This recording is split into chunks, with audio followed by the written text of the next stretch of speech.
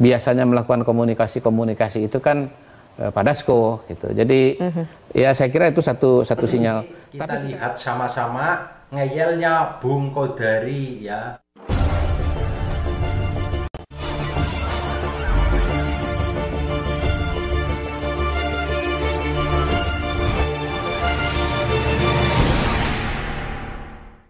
Oke teman-teman, di video kali ini kita lihat sama-sama ngeyelnya Bung Kodari. Kita lihat videonya ya teman-teman. Ini video seputar tentang Kodari. Kodari orang yang super ngeyel dan sok tahu. Siapa sih yang lebih butuh sampai adanya pertemuan Pak Prabowo dengan Bu Mega? Mbak Puan. Langsung terjawab ya? Iya, langsung terjawab. Kenapa begitu? Ya pertama memang yang sering bicara soal pertemuan itu saya lihat ya Mbak Puan dan tim Mbak Puan di PDI Perjuangan, di DPR maksud saya, seperti misalnya Pak Said Abdullah.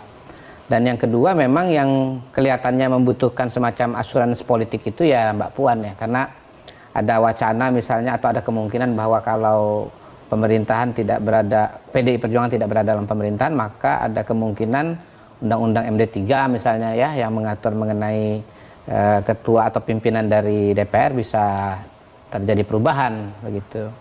Tetapi kalau saya melihat memang di PDI Perjuangan itu ada dari dulu ya yang saya sebut sebagai kelompok kooperasi dan non kooperasi.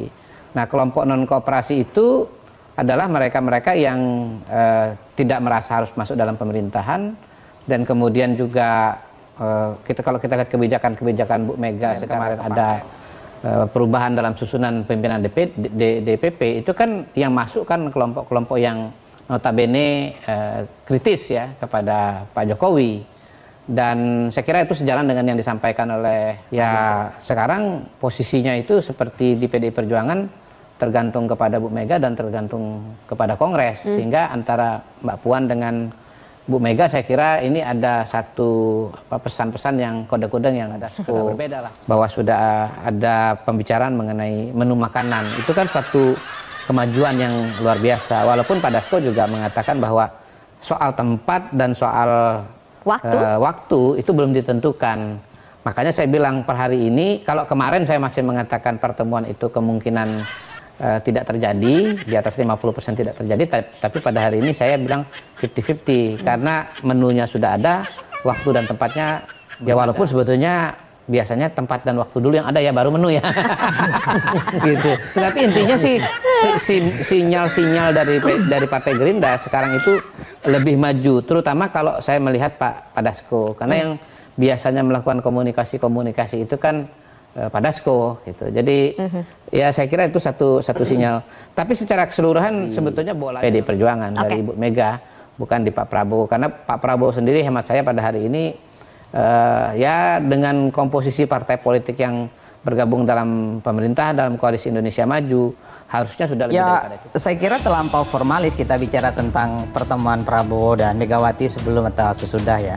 Jangan-jangan sudah ada pertemuan, cuman kita nggak pernah tahu. Kan sudah merasa tak ada jarak psikologis apapun Megawati dan Prabowo Subianto. Tapi bagi saya secara prinsip mau bertemu atau tidak, orang kan bertanya-tanya apakah PDIP itu ditawari masuk koalisi atau tidak. Kalau ditawari masuk koalisi, apakah mau bergabung atau tidak? Kan itu yang sebenarnya menjadi pembicaraan. Kalau saya melihatnya, kalau PDIP bergabung dengan Prabowo, ini sama-sama tidak menguntungkan secara politik ya.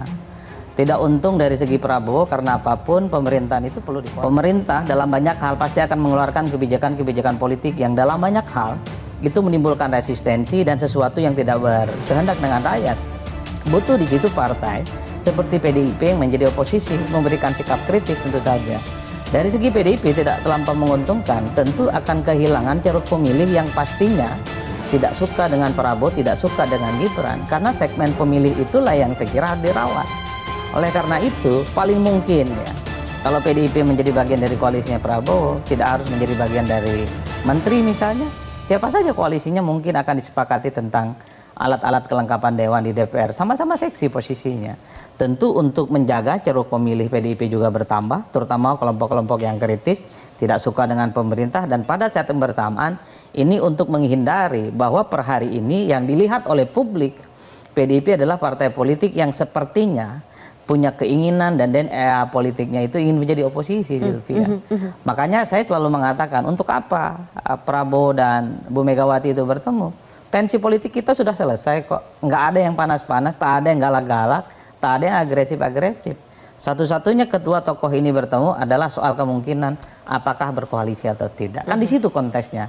Bagi saya, kalau ini PDIP jadi berkoalisi, pasti diyakinkan bahwa oposisi di parlemen akan wassalam. Akan wassalam. Ya wassalam, 1000% wassalam. Oke. Tidak akan ada kelompok-kelompok partai politik yang saya kira akan menjadi kelompok yang selama ini merasakan itu, dan kami juga menyimak ya suara-suara dari publik, termasuk juga kebijakan-kebijakan PDI Perjuangan, dan selama ini juga kami melihat respon dari pihak Gerindra juga positif.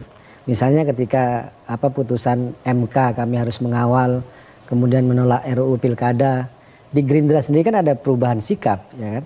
Yang sebelumnya mendukung revisi Undang-Undang Pilkada, akhirnya juga ikut menolak, ya, maksudnya tidak hadir dalam paripurna.